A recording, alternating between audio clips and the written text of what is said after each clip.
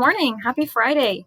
I've had a number of questions about the Hamlet discussion and what that will entail for Monday. So I thought I would take this opportunity to create this little video to go through the content from today and hopefully help you to feel a little bit more confident for what the expectations are for Monday. Okay, so as you can see this morning, I opened up Unit 4. Unit 4 is called Investigating Perspectives and Uncovering Assumptions. And Activity 1 is all about drama. So we're going to open that up. And you're going to see, again, another review of the literary theories that we've been talking about a lot. And we will continue to talk about a lot in this course. We will not be using reader response literary theory for this assignment, but you can take a look at some helpful terminology that might help in your analysis of Marxism, archetypal, feminist, and post-colonial literary criticisms. Okay. Then you're going to do some reading about Hamlet. No, you do not need to read the entirety of the play Hamlet, but there is a summary provided here. So if you click here, you can read a quick summary of the play just so that you feel like you have a grasp about what is going on.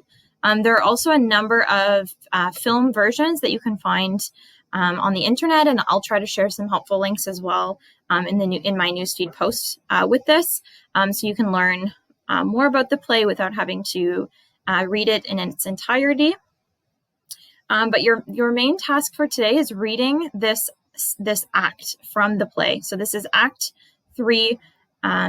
This is a scene from Act 3, and so you can see it's not super long, and there's also these helpful definitions for you. So if you're unfamiliar with some of the Shakespearean language, you can hover over and see a definition of the words. Okay, and so the expectation is that you will likely need to read this scene over a number of times.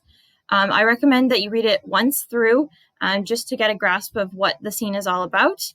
And then you're going to read it through from the different literary perspectives.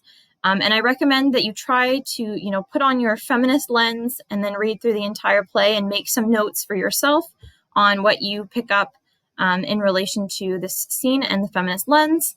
And then, start from the beginning again, put on your Marxist lens, and then read through the play again. So you might need, like I said, read through the play a number of times, but that's just helpful in making sure that you are using the terminology, you are, making notes that are understandable for you when you look back on this on Monday. Okay. There's also the scene as a video, so you might want to watch the scene being acted out just to be able to kind of create a more clear visual in your mind of what the scene is supposed to look like.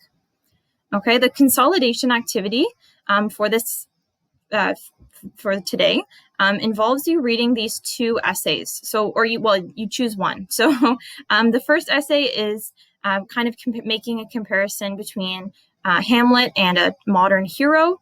Okay, and so this is using archetypal perspective. And this one is looking at Queen Gertrude from the feminist perspectives. So you can select one of these two essays, and hopefully it will challenge you to think a little bit more deeply about these different theories, and maybe it will give you some ideas of things to discuss in our meet on Monday. Okay. So you know that this Hangout discussion will not be happening until Monday. You have selected a time, hopefully, using the Google form. You have until the end of today to do so. And at the end of today, I will be posting a schedule. And so if you have not signed up by the time that I make the schedule, I will just assign you to a time. If anyone encounters an issue with the time that they either selected or that I assigned them, please email me over the weekend so that I'm able to make arrangements and switch around the groups, okay?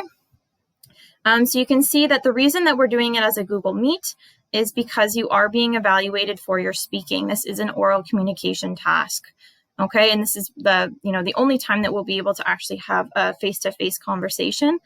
So I'm looking for active engagement, active listening. I'm looking for, clear voice, the use of diction, the use of, showing that you understand the play and your analysis and your reflection that you will complete at the end of the Google Meet. Okay, so you will be writing a short discussion after we finish our meet.